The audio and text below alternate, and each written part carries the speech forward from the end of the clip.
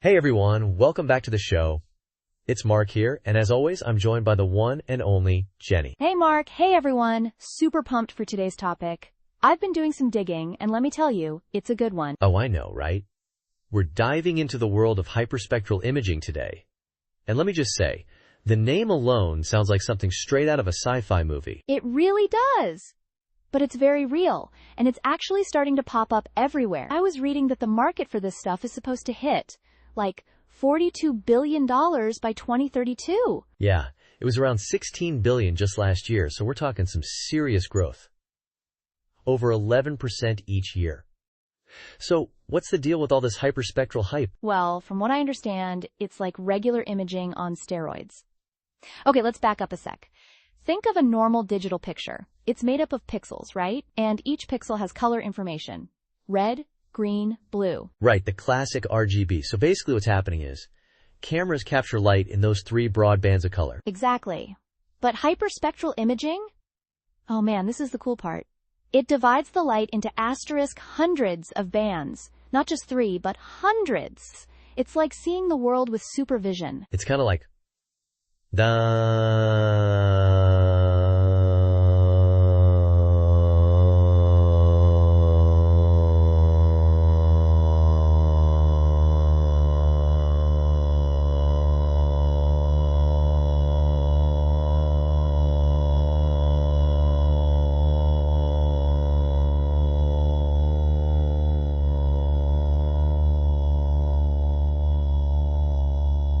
hyperspectral imaging captures way more detail within that spectrum than our eyes or regular cameras can. So each pixel in a hyperspectral image isn't just red, green, or blue.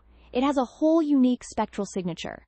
Like a fingerprint, but for light. Here's the thing about these spectral signatures. They tell you exactly what something is made of. Every material interacts with light differently, absorbing and reflecting different wavelengths in its own special way. Okay, I think I'm getting it. So you could point a hyperspectral camera at, say, a field of crops, and it could tell you what's what. Precisely. And that's why agriculture is one of the big areas where this tech is taking off. I was just reading about this case study in California. A vineyard used hyperspectral imaging, and get this. They increased their grape yield by 15% and reduced their water use by 20%. Whoa, that's impressive. How does it work, though? Are they flying planes over the fields or something? They're using drones, actually. They fly these drones, equipped with hyperspectral cameras, over the vineyard, and the cameras capture all this data. Then, these special algorithms analyze the spectral signatures. So, they can see which parts of the vineyard are thirsty, which parts have diseases, that sort of thing? Exactly. They can detect water stress, nutrient deficiencies, even early signs of disease, all from the spectral data. It's all about seeing what's invisible to the naked eye. That's smart. It's like giving farmers X-ray vision for their crops. And it's not just grapes, right? I imagine this would work for all sorts of agriculture. Oh yeah, it's being used for all kinds of crops. And it's not just about increasing yields, it's also about sustainability. You know, using water and pesticides more efficiently, that kind of thing. It's interesting, this ability to see beyond the visible spectrum. It has uses in healthcare too, doesn't it? You're spot on. I was reading about Dr. Sarah Chen, a researcher at NASA, and she was saying how they're using hyperspectral imaging to monitor ecosystems and water quality and all that. And in medicine, wait, it gets even better. I'm all ears. This better be good after that build-up. They're using it for things like detecting cancerous tissue. Because remember, different tissues have different spectral signatures, so they can identify cancerous cells that might be missed by other methods. That's fascinating. But how does it work in practice? Are they scanning people with these cameras? They're developing special probes and endoscopes that use hyperspectral imaging. So a doctor could, scan an area during surgery and get real-time feedback on whether the tissue is healthy or not. That's remarkable. So instead of just relying on their eyes, they have this super detailed spectral information guiding them. Right. It's still early days, but the potential is there. I mean, imagine catching diseases earlier, making surgeries more precise. It's exciting stuff. It sounds like science fiction, being able to see the invisible like that. I can see why the defense industry is interested too. Surveillance and all that, right? Oh, for sure. You can detect things like camouflaged objects, or even, say, chemical weapons, because they all have unique spectral signatures, anything that reflects or emits light. So many uses. This makes me think, though, is hyperspectral imaging the only way to get this kind of detailed spectral data? I seem to remember something about multispectral imaging. Good question. Multispectral is similar, but it captures fewer bands of light. Think of it as a light version of hyperspectral.